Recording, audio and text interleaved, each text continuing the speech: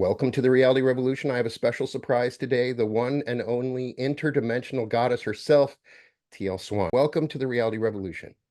It's good to be here. Teal has helped me immensely deal with my own delusions and spiritual bypassing and traumas that I wasn't aware of. And so, first of all, thank you so much for helping me to deal with the shadows and the things that I'm not really aware of. Thank you.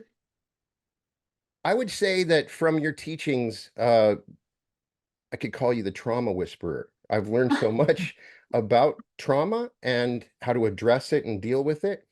And you have this amazing completion process that many people have found great success in addressing their traumas. Could you give me a little background on how you came up with that? Yeah, the story about completion process started so long before I was ever in this profession. It actually started in my teen years. I was in a super abusive situation, and it was during those years of that abuse that I actually, realized the power of focus and the power of emotions, and how most of what we're doing with emotions is the wrong thing to do with emotions. It was in my teen years that I realized that going towards a strong emotion, especially negative emotion, creates the exact opposite effect of what most people think that it will do. Most people think that their negative emotions are going to trap them or going to get worse if you focus on them, and that's not actually the case. So with the completion process, what you see is almost these bits and pieces that have been coming to me over the course of about 20 plus years before I realized, wait a minute, this is actually a cohesive process. All of these pieces of the puzzle fit together in a very specific way. Another one of those puzzle pieces would be that when I was a child with extrasensory stuff going on like crazy, one of the things that I used to do was to go out of body. I actually used to have a hard time being able to stay in body. So out of body stuff was more compulsive. It was not something that I had a lot of control over, but I was able to like play around out of body a lot. And so I started doing this thing where I would go through the holes in people's auras. And to begin with, it started to be just like this fun game where I anticipated that I would be popping out the other side, but every time I went into these holes within somebody's auric field, I would end up back in a memory of theirs, a traumatic memory, not a good one. So it started to dawn on me by virtue of experiencing that people are actually becoming stuck. Like whole aspects of their consciousness are becoming stuck in time. Another piece of that puzzle was that, when I'm walking into places, let's say houses or things like that, I was able to see the imprints of people that are still on the place. So like, let's say you've got a little girl who's sexually abused in a room. She may project different aspects of her consciousness into the carpet fibers, into the drapes on the wall, into favorite toys even, and things like that. And so these aspects of consciousness are fragmenting essentially off from a person in the moment of trauma, and it's not good or beneficial to be walking around in that fragmented way. So fast forward, so all these pieces are not connected yet. Fast forward, and I ended up in this position when I was about 25, 26, where I was starting to heal people one-on-one again. This is after wanting nothing to do with spirituality, because I was convinced it did all the damage to me in my life. When I was meeting with people one-on-one, people would come to me with these very active triggers. And each time when they would mention these painful experiences they had, I have this kind of jump into it attitude, which is like, don't steer somebody away from what's painful. That's what they're needing to bring to the surface, right? And from the perspective of a medical intuitive or anybody who's in holistic medicine, they're going to tell you that the body does not do anything against you, even when we're looking at very severe things like autoimmune disorders. There is something that the body of being believes is good for you in what it's doing. So if we're looking at a trigger from that perspective, what a trigger is getting you to do is try to look at something unresolved so as to create resolve for it. So I would just engage in that activity with the person as a huge portion of their healing. And in fact, I did far more of that than I ever did hands-on healing or energy work or any of that, because it was pointless to be doing all this work even on the energy body when the mind and the emotions were so stuck in trauma that whatever pattern was appearing in the physical would just show back up. So this became the meat of my work actually with people, was going into the trigger directly. And then it was just a very intuitive process where all of these pieces of the puzzle that I just mentioned to you started to come into play. Click, click, click, click, right? And so completion process really started as this one-on-one, not a very formal process of, let's call it soul retrieval, that I was doing with my individual clients. And it was really frustrating me that people were limited to seeing me for a one-on-one session for this. I'm driving around. At this time I was in Salt Lake City. It was like I was driving around this area called West Valley, which is just a nightmare. And I was like, no, the reality is none of these people are going to be able to come see anyone. It doesn't matter whether it's me or somebody else for a personal session. Yeah. I have to find some way to access them. So all of this was kind of coming together at the same time as I knew this man who is a very, very powerful businessman who I met with in Miami. And then I put him through the process, and he had such a huge dramatic transformation that he was like, Teal, you have to make this a process. And it wasn't until that point that I was like, maybe that's possible. I'm sitting here thinking this is something that really only I can do with people, but I sat down and really started to think about it. Could I make this a process somebody could do on their own? And it turns out the answer is yes. So I sat down and made this a step-by-step process. And you have an e-course that people can access and they can do it from their home right now, right? They don't, Exactly. Yeah. So it's a yeah. book. I made it into a book first. Mhm. But obviously with the book, it's like, anybody can access that, which is why I really wanted it out there. And then that teaches you how to do the process. But I kept getting this feedback over the years that people really wanted a more um, being led through type of a process. And so I did this e-course, which is very step-by-step, where I have access to people who can help you if you get stuck at any point of it, where I'm kind of baby stepping you through the whole thing. Yeah. I'd love to get your background. I come from a background where I was a persuader, a hypnotist, and I found a lot of people use trauma as a form of manipulation. They'll create little mini traumas. I'll be going through social media. They'll create a mini trauma, and it's like the brain flares up, and well, I can solve your trauma. Or I see people using trauma as a forms of manipulation. Can you discuss this as a phenomenon? I feel like this is something that you've noticed more so than me. I Okay, well, I'll be scrolling through my Okay. my social media feed, and I'll see, hey, um, it'll be a really traumatic, terrible image of some kids being tortured, right? And then and that it creates this trigger that is very reminiscent of the other triggers I've had when I've had traumas, and Okay. it's like that trigger is being used. Then they'll follow up. I'll get into it. I'll have that emotional response, and I notice little mini triggers, even in movies and advertising. They're using those little triggers to evoke that traumatic response and as a form of persuasion. You Persuasion haven't, towards, is there a theme that you've there's noticed of? always there's always some agenda behind it. There's always Mm. some agenda behind what they're doing. They're trying to get me to make a decision, to vote on something, to buy a product. Or to go And against something? Yeah. right. Yeah, I mean, yeah, it doesn't surprise me though, because we've been doing this since the beginning of time. I mean, it's exactly what you watch. If you were in Germany during the Nazi regime, it was the same thing. Like they were creating very terrifying propaganda pieces to get people to elicit a specific feeling towards, say Jews or towards people with disabilities. Of course, people are going to be using, anything that hooks into the emotional system in order to promote a kind of a behavior that they would like, either adverse or pro. I mean, it bothers me. I think it's Yeah. profoundly unethical. And yet I don't think that as a human race, we care about each other enough to stop doing this. We're still playing zero-sum games. The It's, completion process sort of helps with create an emotional intelligence in dealing with those sort of traumas, even if it's not a personal, it's a new trauma being introduced, right? yeah. Yeah. I mean, what I'm essentially, what I'm doing with this process is I'm creating resolution to what is unresolved. And when you do that, the nervous system itself is not as reactive anymore. That's a very powerful state to be in.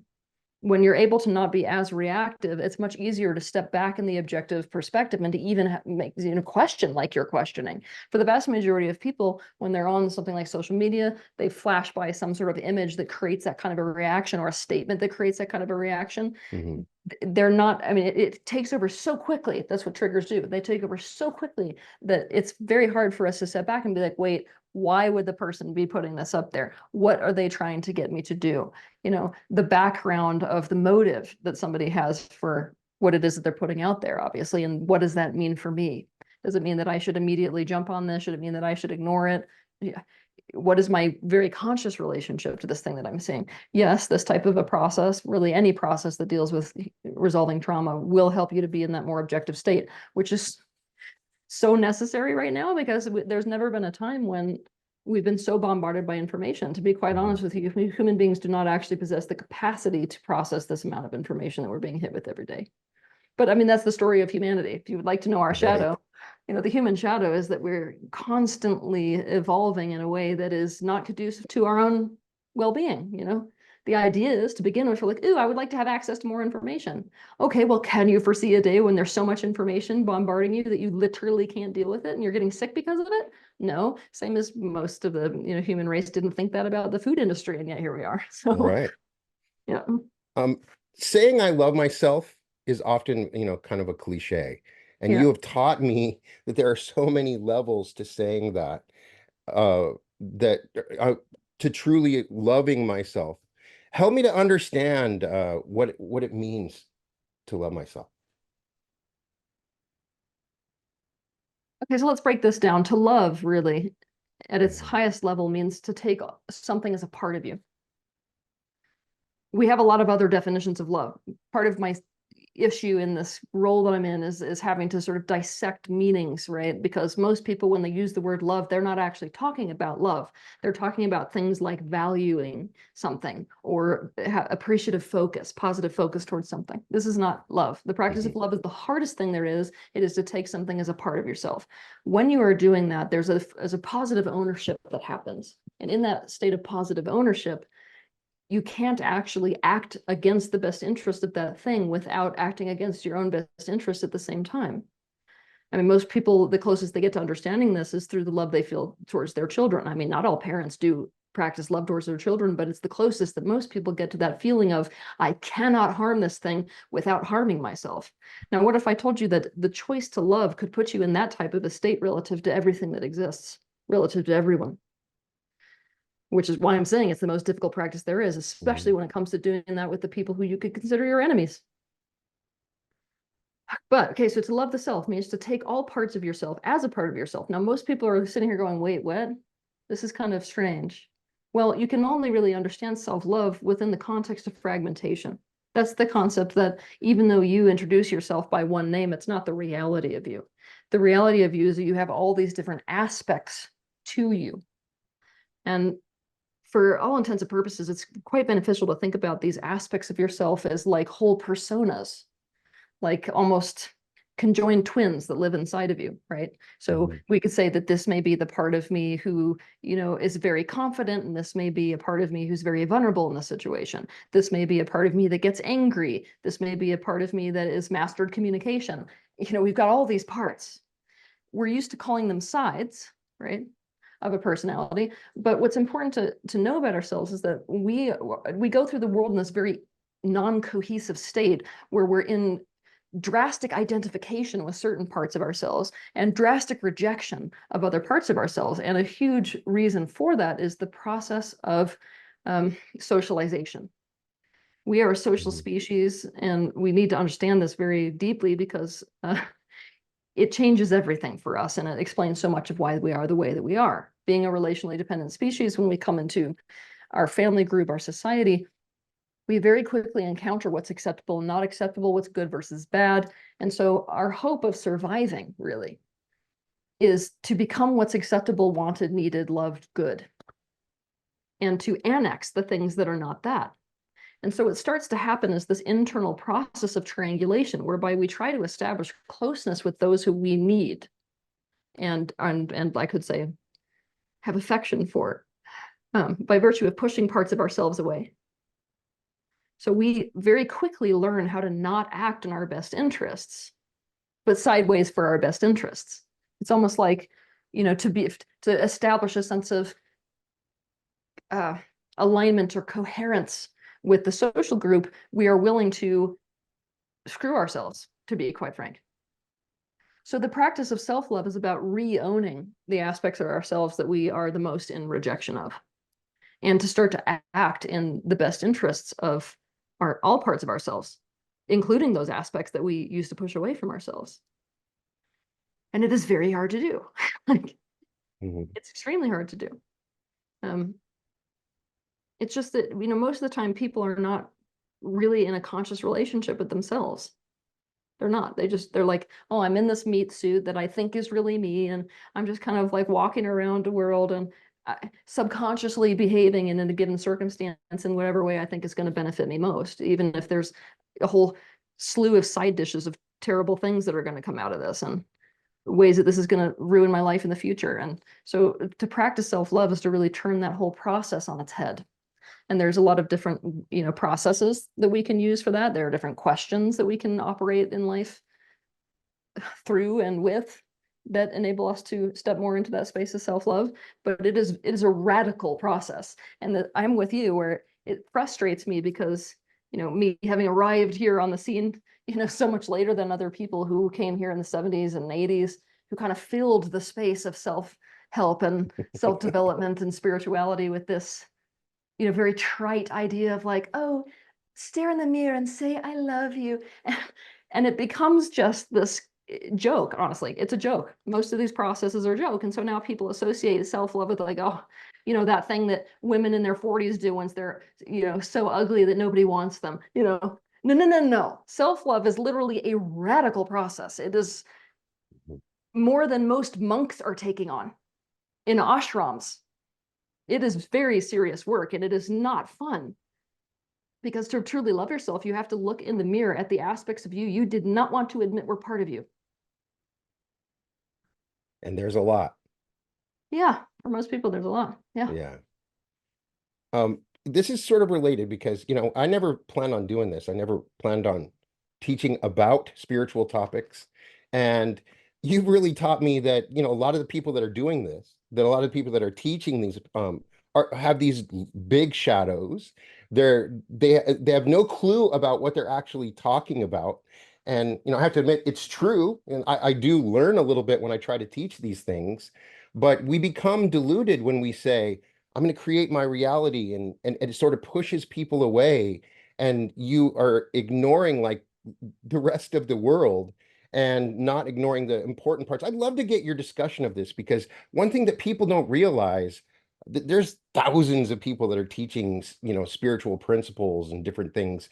Is that those people that are teaching it are often grappling with their own shadows and not aware of the isolation that they've created in their lives.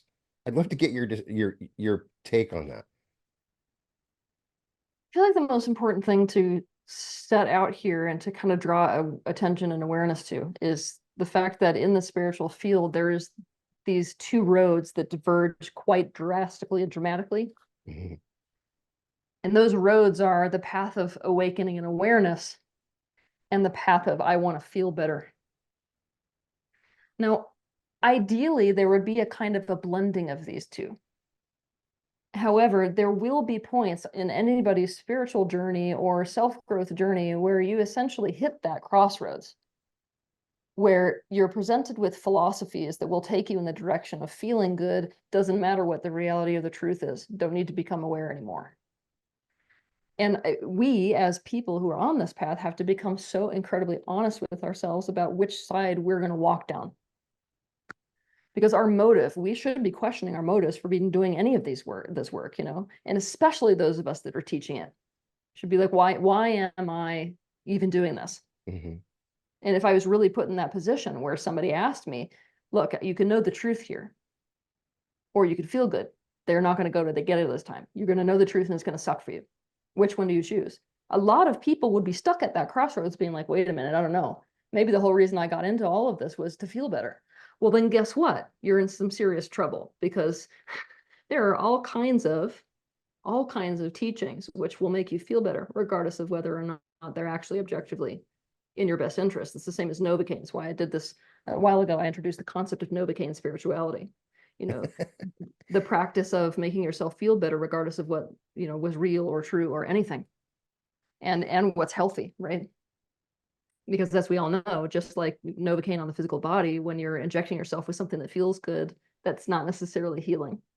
It can't be. So we got to ask that kind of a question. And what is going to be my barometer for whether something is true or not? Whether it feels good? Uh-oh, that's dangerous. Mhm. So why I feel like it's really important for people to understand that there's that kind of chasm is so that each person can come back to themselves and be like, wait a minute, there are these two sides in spirituality, really. The feel better spirituality and the awakening awareness spirituality. And which side do I want to actually go on? And what are the shadows of both? Yes. It's obviously very, very difficult for people to navigate in a Yeah. time period like this when you've got like just it feels like it doesn't matter whether it's spirituality or the medical field or financial field. It feels like you're just walking into this complete ocean of conflicting opinions. I understand that's very difficult for people, right? But what is the most important thing right now is for us to sit back in questioning itself. If you would like the holy grail of life, it's questioning, right? Right. And that even goes so far as to question your reason for questioning. Because I've even met people who love questioning. They're like, yeah, I live my life from questioning so that I can never arrive at an answer because that's scary. There are sort of these pitfalls everywhere. But I feel like the more aware person is the person who builds a life in the questioning. And I'm not talking questioning like shooting holes in everything. That's like a pessimistic, antagonistic way of being. I'm talking questioning from this very curious openness. It's a wanting of truth, a desperate wanting of it, and Mhm. understanding you will never arrive. None of us will ever arrive at the ultimate truths of pretty much anything, but that's the point. Expansion of thought is the point. So to be on the leading edge is to be able to be uncomfortable in a way. Right. And I just my issue is I don't feel like a lot of people who are in positions where they are teaching are questioning themselves enough. I'm telling you that if you are in a leadership position, you need to be questioning yourself 10 times more than the people question you. And Now, I'm guilty of it. I've there's a distortion, particularly in the law of attraction, community, and reality creation of the feeling is the secret. And so yeah, as long as you go along that line, anything that feels bad, I got to ignore it. I got to push it away because I always have to be feeling good. And the bottom line is there's a delayed gratification. If I acknowledge those truths that are uncomfortable, I'm going to feel good after I go through that process. But in the moment, it's going to be uncomfortable for me. And people, it's going back to that emotional intelligence. Uh, it's okay to feel bad. It's important to, right? not just that. We don't understand emotions. Oh, This okay. is so So true. yeah, emotions, each emotion is a carrier of such incredible wealth of truth. And I would love people to think about emotion as the carrier of information. And so if we're just going to make all negative emotion wrong, we're making all the information that that negative emotion contains wrong. And we're not even willing to dip into it to see what that information is. Now, I'll give you where this is dangerous, for example. Let's say that a person walks into a party and just automatically feels really bad there. Now, the people in the law of attraction community would be like, and that's your indication that it's right to leave, right? Now, but if we go into, let's say we go into the negative emotion, Mhm. what could happen is that the person could find out, oh, I'm having this negative reaction because all that I'm thinking, sort of the meat of the information in this negative emotion, is this anxiety about how I'm perceived.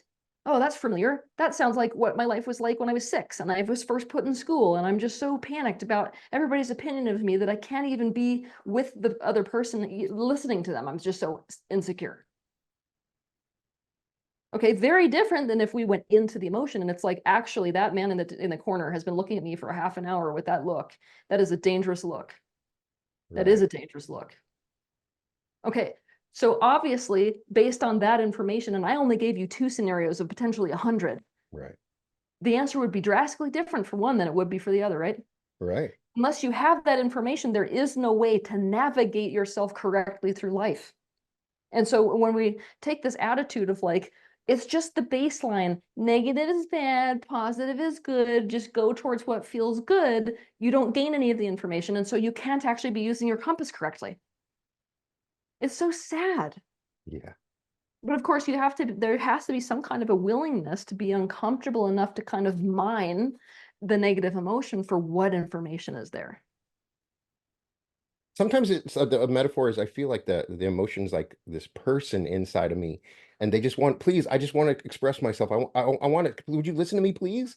And they're like, I'm not listening to you, right? Yes. Yes.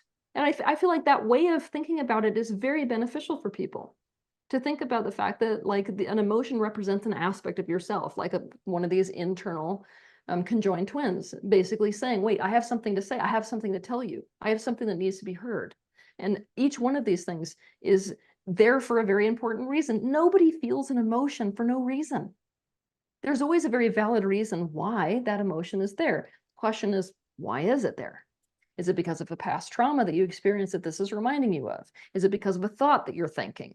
Is that thought a perfect reflection of what is or is not happening? Is it a perception of what is really happening? I mean, you know, that it's just, Right. we don't take our emotions seriously enough. And we don't understand like what a valuable tool, what a wealth of information that they provide for us, especially regarding personal truth. But once you start to weed through the personal truth to develop a sense of self, oh, wow, is there so much information about the external world that is coming through the emotional system? Yeah, it's like we were putting a blindfold on when we ignore those things. It's a Yeah. way for us to see. I'm constantly amazed at your ability to gather information from source. I feel like I could ask you a question about any topic, any Oh, topic. I no. could talk about the trade disparity in Asia, and you would give me the most wonderful answer. And I've just always been blown away by that. And you talked about information overload earlier. How do you not get overloaded with information so much? You have access there's no doubt you have access to information that how do you maneuver through that? How do you as somebody that has access to this information, how have you come to grips with being able to access information about literally everything all the time? I don't feel like I can access information about everything all the time. It That's just the fun. appears like that, right? Well, I think this is one of the frustrations of my life is that it feels like I do know what I know, but there's a whole lot that I don't know, you know? Okay. And when I get into those situations where it's obvious that I missed something, I get very frustrated with it and frustrated with why certain things just download and other things don't. Right. But it is definitely, I mean, without a doubt, I can tap into and access a whole wealth of information in the Akashic records. So I'm going to tell you that the amount of information that's coming into my system makes my life very, very difficult. Yeah. It's not like based on the information, I'm just skipping along. In fact, I think this is one of the main sources of suffering in my life. Right. I kind of figured that it would have to be, right? Yeah, it's a massive amount of suffering because when you see things that other people don't see, I mean, it's everybody's nightmare, you know. It's you're living in the house with a serial killer and everybody else is like, "Oh, here, would you like some dinner?" No, no, you don't understand. That's actually poisoned. How can you not tell that it's poisoned? It's growing green. No, no, no, no, you're wrong. Let me tell you about the green. And then everyone's dead. And so quite often what happens is you end up in a situation where you see the cause and the effect way before anybody else does. And so you're like on an out of control train going towards a cliff and you can't stop the train because it's not just about you. And so you literally end up having to live through the nightmare you could have very easily prevented. That is not fun. I can't imagine. At the same time though, you know, it's like it's almost like you're living a very extreme version of these two sides, like hell and heaven. Um, Animals, for example, I'm able to bring in so much more information about animals than the average person can that I have interactions with them that most people would dream of. And it's just because I'm understanding them enough to be able to respond because of that wealth of information that's coming in. So it makes some things magic and some things an absolute hell. What you're going through, I think like the whole world is going to go through. You're just at the leading edge of it, and people are going to have to learn how to deal with all of this information. Is there some guides and tips that you can give for those people that watch this 100 years from now that are flooded with information from the Akashic? I don't think it's going to be as big of a problem for them. Do you want me to tell you why? Yeah. The problem actually when you're downloading this amount of information is not the information itself, because it's to even get your awareness high enough, you're not struggling with the input as much as the average person is. So remember, I started Hmm. out this conversation basically saying that everybody's being inundated with so much information they can't actually process it. The capacity to process that information changes when you increase your vibratory frequency. So you have to say that, like, you know, me getting hit with all this information actually is not experienced the same way as somebody else being hit with all that information. what makes it hard and very, very hard is the disparity between what you see as possible and what currently is because of everybody else's unconsciousness. I don't think in the future that this is going to be as a big a problem because as people keep awakening, awakening, and awakening, you will not see a human society that is like this. It's not going to be like the people who say woke up in the 1500s, right? Or I could say even right now, woke up in the very early 2000s, where they're going to be coming into a lot of these abilities at a time when society is much more conducive to human health. So, when somebody is born with these kinds of capacities, they're not going to be stuffed into a mental hospital anymore, right? So even right there, the way that that's going to be dealt with within human society is going to make it so, this budding being who has these types of capacities is not going to be set on that path of, oh, maybe there's something wrong with me, that they're going to be immediately put with somebody who knows how to work with it. That's number one. Number two, obviously, when people are more and more and more attuned to relationships and attuned to each other, they aren't going to be causing this level of damage to each other. And there's going to be different ways of communicating with each other as well. Obviously the human race is not going to be able to sustain itself for very long if there's not this capacity to have conscious conversation with each other. And that's something that we don't have within our society right now, but we absolutely will by the time that the majority of people come into this. For those of the people who are coming into these gifts right now and before that point, you're a forerunner. And this is the worst part about being on the leading edge. And there's literally nothing that I can do to make that better other than make sure you surround yourself with people who vibrate at that type of a frequency or who understand it. Like if you're somebody who is opening up to this information and the only people you have around you are people who are not on a consciousness path, people who are not willing to be workable in relationships and adjust, you're going to be suffering to a degree that you can't imagine.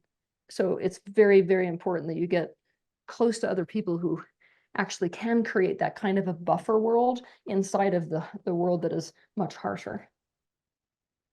On top of that, I would say you got to master your focus. One of the reasons why it's so important for people to learn, like mental exercises, like different meditations. And I would even say, mastering the art of making your environment the way that you need your environment to be is because when you're taking in this amount of information, especially when a lot of that information is distressing, you have to at least have the capacity to focus your attention. Now, somebody who's sensitive, super sensitive, is not going to be able to block their auric field or energy fields in order to not receive information, but they can still focus. And it's the power of focus that enables you to really control a lot of the experience that you're having. So I'll give you an example. Like I may be taking in a lot of information. However, it is always available to me to go into a closet, for example, and close the closet for 20 minutes in complete darkness and being in that space to focus on, either the absence of thought or to focus on my emotional state, or same thing if I'm going and spending time outside. I can sit with my back against a tree, and that's like an exercise that I can choose to do. So what it starts to be is the conscious choice of where to put yourself. Now, I'm not really an advocate of the idea that people who have these abilities should just go hide away on a self-sustaining farm in the middle of nowhere, because one of the big reasons people have come in at this time with these abilities is so that they can insert themselves within the society and actually create the change that's necessary for people. But it is necessary to develop the capacity to learn what to do with your sensitive instrument, where you should put it and when. So sometimes that's in the fray, sometimes that's out of the fray. So it's almost like you're taking ownership, and the people in your life also are taking ownership of that sensitive instrument. So along those lines, one thing that you have spoken about is the scourge of loneliness. And it's fascinating when you read your sort of prophecy before COVID. You were just like, the thing I'm so concerned about is what's going to happen with this scourge of loneliness. And that was just so right on. That created this pandemic of loneliness where everybody just got really used to being in their home. And a lot of these teachings are not about interacting, bringing people together. A lot of them are just like, hey, you can do this all from your home and not really be interacting with other people. And it's so important that we move outside of our phones and our house and actually interact with human beings. And people are not understanding that this is part of the spiritual process that we're going through, and they're ignoring that part. and I'd love to get your perspective on My blood pressure's it. Oh rising. no. Yeah, I mean, this drives me absolutely crazy. Yeah, This is one of those things where when you have a lot of information, becomes 10 times more tragic than it even is for the average person. Human beings are a social species. Our well-being is absolutely dependent on our connection with other people and not just on the internet. exactly. We need contact, comfort. We need so many things from being in the physical and in the flesh with people. If we don't understand this, we're going to get ourselves into a mental health crisis. I think we're already there, to be honest, but like we're going to Yeah. spiral even more into it. We're going to get ourselves into a mental health crisis that is so beyond imagining. And the reality is there's not enough people out there to be helping people one-on-one, which needs to happen. You know, like somebody like me can be out there kind of like pushing this information like crazy, right? But there's certain, you know, things where you really need like a long-term kind of a presence for whatever it is that you're dealing with. And they're not going to have it because there's going to be such a flood of people in the mental health field in crisis that it's going to be, well, I'll talk to you in a week or 2 weeks or 3 weeks. Guess what? You can't wait that long. When you're Yeah. suffering, you can't wait that long, period, the end. And what do you think people are going to go to the hospital? Have you ever been there yourself? Okay, so basically, when we're walking our baby, not even baby stepping ourselves, we are diving towards a mental health crisis right now. And the only way to reverse this is for us to get very quickly that what we're needing is this in-person contact again. Now, in order to be able to do that, we've got to work on some of the distrust that we've got with each other. And if you want my honest opinion, I think that's the number one most damaging thing that happened during this COVID situation. Hmm. And we have not come out of that at all. Like, it doesn't really matter whether technically we can go out without masks and be sort of shaking each other's hands again. There is an atmosphere of distrust now, ever since that distrust towards the government, distrust towards each other, and this massive distrust has inflamed our personas so that we're basically walking around the world in our protector personalities. Those aren't real friendly guys, number one. Number two, like, they're likely to just set off each other. So we've got a highly explosive, inflamed environment right now, and we're desperately needing methods and opportunities and gatherings that are going to pull that back and pull that down and reintroduce these types of safe connection needs, which human beings have so deeply. But it's not going to help if people can't recognize this in themselves. And a lot of people are not recognizing their need for others because when you are in such a profound distrust of others, it can feel safer to withdraw. But just because it feels safe to withdraw doesn't mean that your need is to sort of be by yourself somewhere, right? Yeah. So I think it's down to those of us who are, you know, more on the leading edge of understanding these things to really provide these opportunities. It's one of the reasons why I'm so defiantly still going around the world and holding these gatherings where I'm hoping that people can meet each other and start talking again and have each other in each other's lives. And I still see community living as being the absolute way that this society is going to go. That's the way of the future. Thank you for that. The thing that really worries me, that bothers me, is the sort of mass psychosis that occurs from it. When people are alone, they're not in touch with the true reality. They sort of create their own little reality bubbles. So when I'm walking around Walmart, I'm walking by myself and with all these people that are in their own little reality bubbles, right? Yep. Now, what I do, I know, and what I do is I purposefully pop them. I have fun doing it because actually there are parts of people that are so set free by that. But Yeah, it's very easy when you're walking around in today's world, especially if you're socially anxious at all, to sort of just accept that and swallow it and be in pain about it and then run home. Now, I've made it a personal goal for me to pop as many of those bubbles as I can.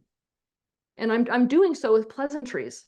So I'm going to be that obnoxious person at the store who's like in line with you and turns around and goes, "Ooh, is that a good one? I've never tried that product. By the way, I might have tried that product."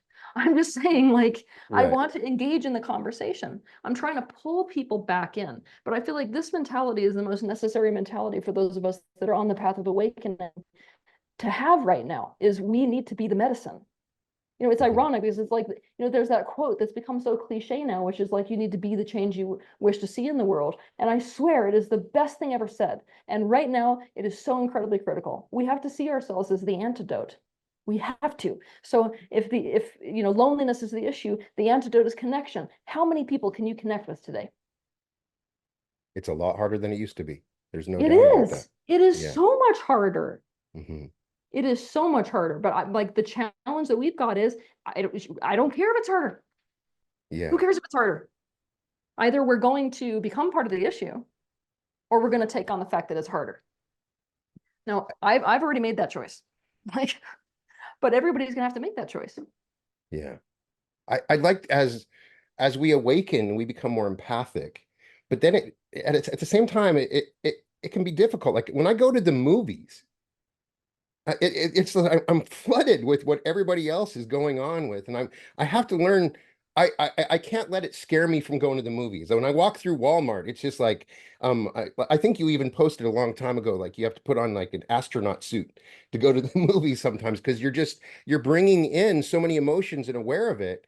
But I need to move past that if I want to interact with others and sort of not be afraid with it and attached to those emotions that I'm swimming in when I'm going out, right?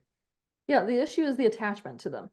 So, I used to do that in my teen years before I went to China and was taught a totally different way of dealing with energies, right? Yeah. Now, now what it is that I know when I'm going into this sphere with other people that I'm going to be picking up on how they're feeling. And I need to consciously sign up for that. So what I do is I spend time really working myself through what's so bad about that. What am I not wanting to experience about that? And you will definitely not see me walk into a social environment like that unless I'm signing up for that being the case.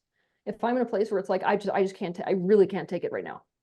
Like I can't because of XYZ, then I'm not going to go there. I'm going to go probably out to nature, somewhere where I'm not going to have those types of experiences.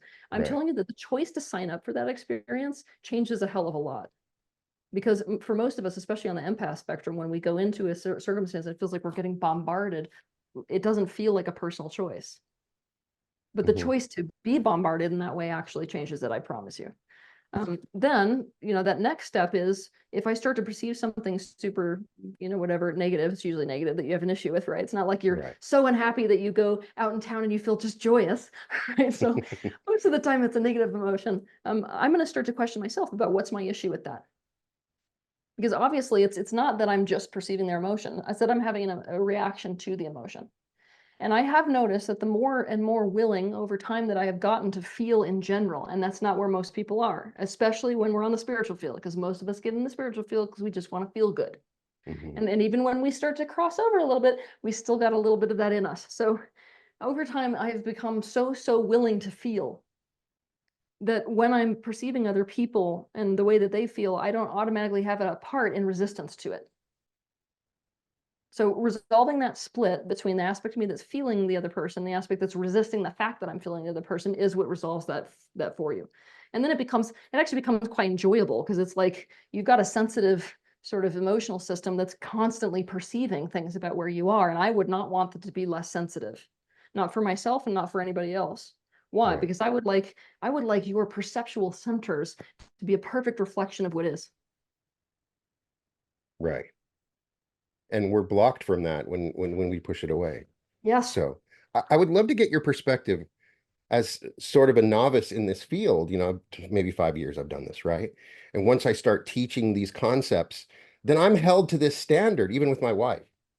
And if I get angry, if I get frustrated, oh, Brian, don't you teach that, the anger? And it's like I have to hold myself to this other standard, which is not authentic to who I Oh, truly oh, am, the right? standards. The standards in the Right? spiritual field, especially, they're unlivable. They're unlivable. Would you like to know why?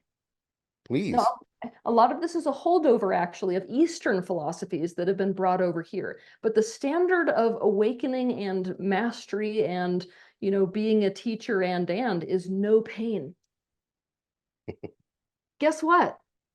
We're here to take that concept and shred it. Absolutely shred it. Because if we are held to the standard of no pain, not only is that not actually sustainable, especially the more that you awaken, other people will hold themselves to the standard of no pain. So we can't do it. We can, this Yeah. is one of those things that I'm going to tell you, like, I might do a whole episode on this actually. This is one of those things that we're going to have to blow right out of the water. And it's something that's going to have to drastically change about modern spirituality. Thank you. This is like heaven. I mean, so much of the spiritual field just drives me nuts because it's just like the old religions. It's got a makeover called spirituality, but it's the old religions, you know? It's like now the concept of having a negative emotion is the same as sinning was Right. for the Christian religions for so long. Yeah, I'm this is a no. And the This is worst I can do is express that in a Facebook post or in an interaction because, oh, but you're Brian Scott. How could you, show that sort of emotion or, you know what I mean? And I'm being myself. It's the truth. It's what's coming out. I'm proud of that. It's part of who I am, right? okay. So then that's time to get into a conscious conversation around it. Now that's when to drop into that curious openness, and that includes you. Right. Exactly. So if I was going to engage in a conversation like that, which it should be a conversation, why? Because it's Mhm. the perfect grounds for teaching someone. Right. I would ask a question. And a very curious, open question. Okay, so anger. Am I to understand that anger means somebody should not be teaching, or anger means that somebody is not practicing what they preach? Now, if you do preach against anger, that's going to be a problem. Yeah. But if you don't, then here's the fertile grounds to break somebody open around the concept of a negative emotion like anger. Thank you. So I got to mention this. I'm a huge fan of your frequency tarot. Obviously, Oh, it's worn and it's inspired me because I have an art website. I find you kind of showed me how you could take how images can project energy, how they can affect me energetically. I had your financial freedom shirt for a while. I think it worn out. And I see you sell like bed sheets, but I want to get your perspective. What inspired you? You see these frequencies, and I mhm. recommend anybody get the frequency tarot. It's amazing. I can sit and meditate on these images, and they completely transform me. It's so exciting. Like one of the first time I've seen that. Like I've seen that design. I knew there was something to it, that there's like this thing in the field. The field is so amazing with so many different, but you're defining those ambiguous images that we sometimes see in the field. Please tell me about how you came to this. Well, I think the closest that people could get to seeing life through my eyes is to just do a whole crap ton of DMT.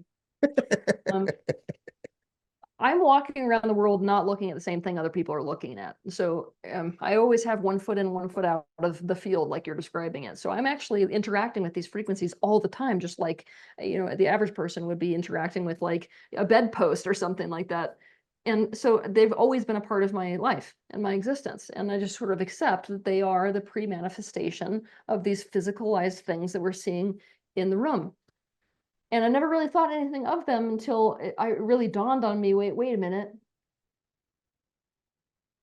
I have watched it when I am in a sensation of joy. I have watched myself step into another person's energy field and watch their energy field take on that frequency of joy from Right. mine. From yours.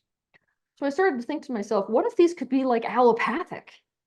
What if this could be that I'm painting these frequencies because they're so strong. Like I said, it's pre-manifestation.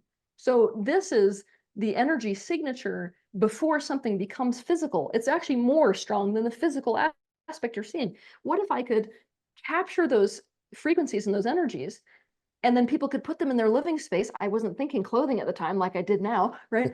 What if I could put them in the living space and they could just be constantly there influencing somebody at that energetic level? And so I started to paint the first few, and I put them up in my own house, and I was like, I had this one area where it was like the entire wall on two sides of this room were covered with them. And you would open the door to this room, and the whole room would be like a different temperature. I mean, they were altering things to such an extreme degree. Like everyone who walked in that room, it didn't matter whether they were on this awakening path or like a plumber who's never even thought about this stuff in their life, would stop there like, whoa, that feels really intense, you know? So Right. that's how I thought about these. Yeah. If there's a therapist out there, just put the truth painting up of the truth, just kind of just casually put it up on the wall and watch what happens. I challenge you to do that. That's what I'm saying. It's that kind of, you get discussions of people that do psychedelics and they're asking, what are these images? What are these fractals that we're seeing? And I'm saying, they're right here. It's like a translation of what you're actually seeing. It's mind blowing. So thank you for that. And it inspired me too, because you can create art that projects energy. People Yes. can, when they're creating their art, if they're doing it, they can put their energies into it and it literally stays that way. So a lot of times if you're walking around art, like at a hotel or something, Oh, and you get a feeling, the painting is projecting this sort of energy, right? oh, totally. That's why art fairs are one of the most overwhelming places you will ever go. Right. I always love Um, it too, because like at art fairs, they've got those booths where it's like one artist will have an entire area for you to explore. And right. so you're literally entering into somebody's internal universe with each place that you go to. That's what I love about it. And I know in the future, this is going to be a technology. It's going to be a technology that people will be able to use is when they tap into this and document it. And you're on the forefront of that. Um, I was going to ask after started to develop a meditation on ancestral healing, and started to create my own meditation on this and tapped into these energies of my ancestors. I was blown away. I was completely unaware of the effect that these energies had and the profound influence and knowledge I could get by intentionally trying to tap in to the knowledge of my ancestors and their energies. So I'd love to, you have an ancestral healing program. I'd love to know where this came about. Yeah, I'm super passionate about this. Actually, the program itself came about because last year I was seeing that this year that we're in right now, we were going to be dealing with so many collective issues that have to do with these ancestral traumas and ancestral resentments. Yeah. I know that a lot of times we think about ancestral healing just on a personal level, but we've also got a collective ancestry to deal with, and most of us are not out of those patterns. So many of the patterns Mhm. you see within society are the result of these ancestral patterns for whole generations that lived before us. So I was like, you know what? It's very necessary for us, like right now. And it wasn't just me, deciding this on a laurel. Like the whole universe right now is just pushing the concept of resolving those patterns that, we're coming through the ancestral line and really owning the ancestral powers that so many of the, let's call it tendrils of the universe are pushing people in this direction. So I was really riding that wave. And last year was like, I just have to create a really practical way for people to do this because I noticed that when we have these conversations around ancestral healing and you go, oh, you got to do some ancestral healing, people are like, what?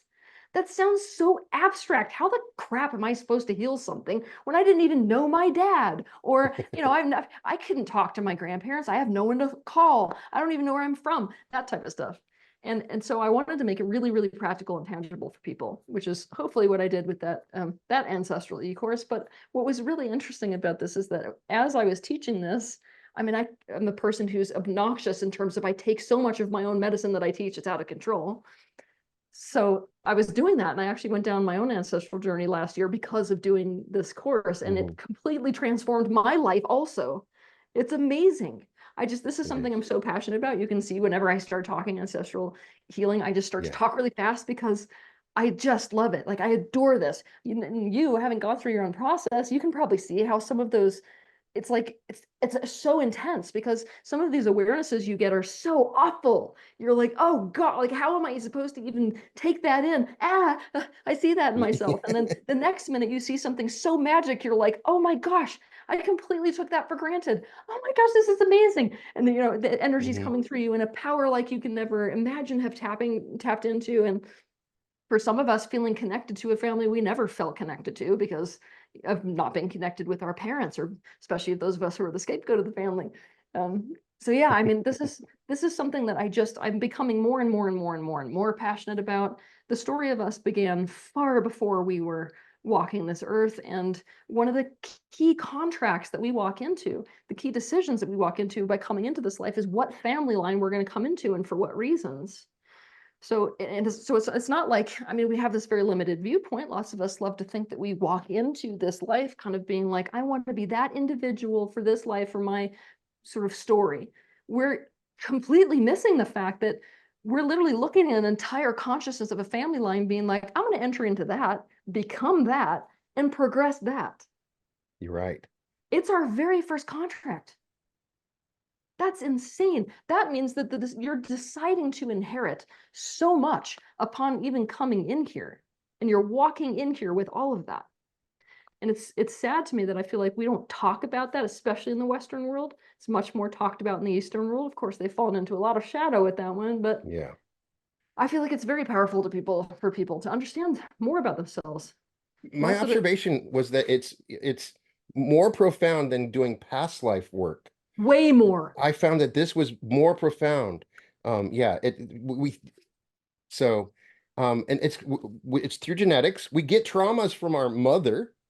We learn them from our father, and had traumas passed down.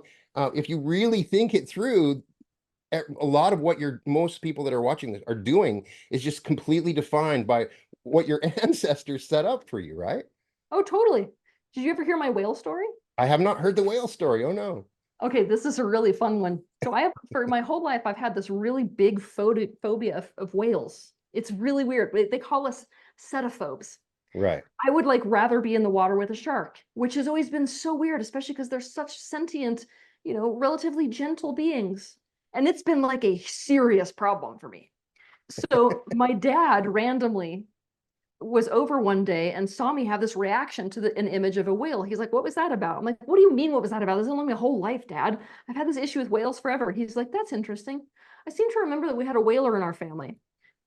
Fast forward, I hire this entire team of genealogists, and they're like, "Oh, well, we have this entire side of your family, which were all whalers, all of them. Not just any whalers, they were like the fathers of whaling on the East Coast of America. And their whole life was basically around these whales. This would have been the number one big bad guy thing that they would have dealt with in their life. That was what their nightmares would have been about. I had two of my male direct ancestors were killed on whale hunts by whales, by sperm whales. And it was insane. Like to learn that information and also to go back. I did go back to the ancestral home in Sag Harbor and like walked through, which is now a whale museum. And it was like that terror is in my being, even though I never grew up near the ocean, never spent any time with a whale.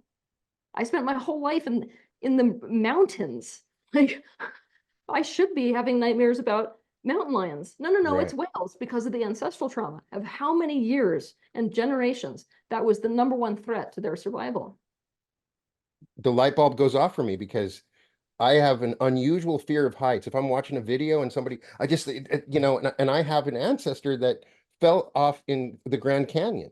I never really thought about the link of it, but now I know it's probably very likely that there's some of that came through. And so deaths can come through. The energy of the death comes through. It's not just in the genetics. If that's true, the death from the whale wasn't genetic. It was an energy that comes through, right? Exactly. And I've got another story with that. So basically, I three of my most significant relationships with men, they all had the same birthday, August 29th. And it turns out that that is the day that my great grandfather died. And he was a linchpin for my whole family, like a very, very central character. Wow. So that August 29th date is like embedded into the soul of my family. And I didn't find out until I started to do this work. But believe me, my whole life I've been like, why is it that all these men have the exact same birthday? Yeah. So this may be the path to overcoming some of those when we say I'm going to get cancer, it may be the path for us to resolve even those genetic dysfunctions that can occur, right? Exactly. Yes. It's exciting. It's Finally. so exciting.